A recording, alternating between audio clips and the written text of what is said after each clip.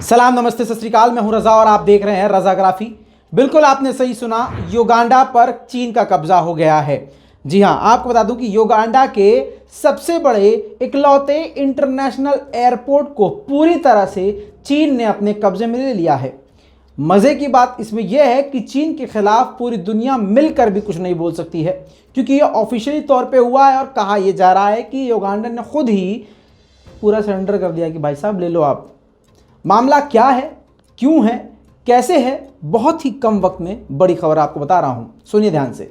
मामला ऐसा है कि युगांडा आप जानते हैं बहुत ही छोटी और बहुत ही गरीब कंट्री है। ऐसे में गरीब को उधार की ज़रूरत होती है और चीन की हमेशा चाल यही होती है, जैसे पुरानी हिंदी फिल्मों में मुनीम जी की हुआ करती थी, या किसी ठेकेदार की हुआ करती थी, या किसी सेठ की हुआ करती थी। गरीब आदमी जाता था, अपने जेवर रखता था, कुछ पैसे लेता था, चुका नहीं पाता था, तो उससे डबल रकम के जो जेवर थे वो सेठ जी हड़प लिया करते थे। दोस्तों, अब वैसे ही हाल चीन का है और चीन हमेशा से ये करता आया है। अब इसको आप चीन की चालाकी या चीन का कमीनापन समझ लीजिए, लेकिन इससे बेनिफिट तो चीन को ही हो रहा है।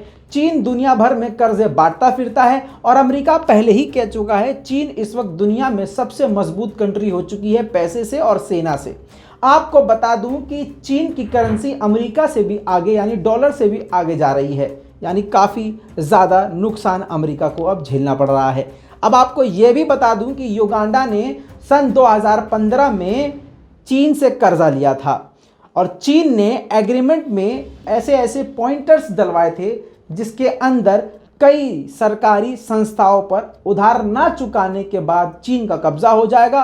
और तो और ये जो इंटरनेशनल युगांडा का एयरपोर्ट है वो भी चीन के हाथ लग जाएगा। अब आपको बता दूं कि युगांडा जाहिर सी बात है गरीब मुल्क है, नहीं चुका पाया कर्जा, तो सीधा सीधा चीन ने कब्जा कर लिया है।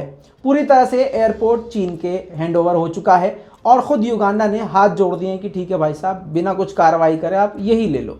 अब आपको बता दूं कि मामला कितना संगीन है। मामला इतना संगीन है कि युगांडा के प्रधानमंत्री ने अपना प्रतिनिधि यानी अपनी एक टीम भेजी कि भैया चीन जाओ और वहाँ के प्रशासन से बात करो और कोशिश करो कि उनको मना लिया जाए कि भैया हम आपके पैसे कुछ दिन बाद चुका देंगे, लेकिन आप हमारे एयरपोर्ट पर या वो जो लिखवाई है, आपने लिखा पढ़ा करवाई है, उस शर्तों में थोड़ा बदलाव ले आइए। चीन ने मना कर दिया। जाहिर सी बात है चीन इसी के मौके पर रहता है। चीन ने कोई भी बातचीत करने से साफ इनकार कर दिया और चीन ने कहा कि जो शर्तें लिखी गई थीं वो नहीं बदली जाएंगी। आपको बता दूं, युगांडा ने ऊपर से लेकर नीचे तक का जोर लगा लिया, लेकिन चीन ने अब बातचीत करने से भी इनकार कर दिया। अब दोस्तों, इस बात के बाद दूसरा पहलू आपको मैप के जरिए समझाता हूं। ये मैप में देखिए, ये युगांडा आपको नजर आ रहा है, ये छोटा सा देश भारत के नीचे की तरफ आप देखेंगे, ये युगांडा है। अफ्रीका की एक कंट्री है, गरीब है, काफ़ी पैसा नहीं है, गुर्बत ज़्यादा है। यहाँ पर चीन अब मौजूद है। तवज्जो होनी चाहिए आपकी पूरी, समझिएगा बात को। अब आपको अगला मैप दिखाता हूँ। चीन ने किस तरह से चालाकी से भारत के चारों तरफ अपनी मौजूदगी लिखवा दी है। ऐसी बहुत सारी जगह और भी हैं जिसको हम पॉइंट नहीं कर पाए, लेकिन रेड जो एरिया है वहाँ पर चीन की मौजूदगी है। नेपाल हो, भूटान हो और पूरा लेफ्ट टू राइट आप ऊपर की तरफ देख सकते हैं, बॉर्डर के इलाके पे चीन मौजूद है। सारी रिपोर्ट्स आप देख ही चुके हैं। श्रीलंका में भी चीन है। अब युगांडा में भी ऑफिशियली तौर से, छुप कर नहीं, ढके छुपे नहीं, पूरे तौर से चीन मौजूद रहेगा, जो कि अलग ही खतरा अब भारत के लिए है। इस पूरी रिपोर्ट पर आपकी क्या राय है दोस्तों? अपनी राय कमेंट में लिखिएगा। चैनल को सब्सक्राइब नहीं किया तो भाई सब्सक्राइब कर लीजिएगा। मैं हूं रजा और आप देख रहे हैं रजाग्राफी। जय हिंद।